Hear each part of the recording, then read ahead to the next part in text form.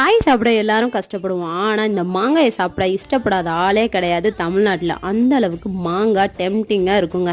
எங்க வீட்டுல காலையில தயிர் சாப்பாடு. ஊறுகாய் டப்பால ஊறுகாய் இருக்கான்னு பார்த்தா ஊறுகாயும் இல்ல.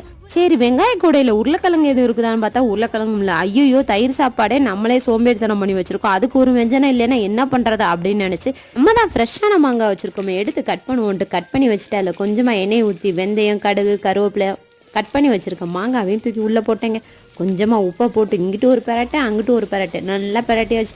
இது நல்லா வதங்கட்டும் அப்படின்ட்டு நம்ம வீட்டில் ரெடி பண்ணி வச்சுருக்கோம் மிளகா பொடியை தூக்கி அதையும் கொஞ்சமாக கொட்டுவோம் அப்படின்ட்டு கொஞ்சமாக கொட்டியாச்சு. இது எல்லாத்தையும் நல்லா கலந்துட்டீங்க. 2 நிமிஷம் மசால் பொடி வாடை போகிற வரை வெயிட் பண்ணுங்க. வெயிட் பண்ண பிறகு பார்த்தீங்கன்னா ஒரு சூப்பரான மாங்காய் ஊறுகாய் ரெடி ஆயிடுச்சுங்க. இப்படி ஊறுகாய் வச்சு சாப்பிட்டோம்னா ஒரு சட்டி சோறு கூட நம்மளுக்கு பத்தாதுங்க. மாங்காய் ஊறுகாய் பிடிக்கும்னா லைக் பண்ணுங்க.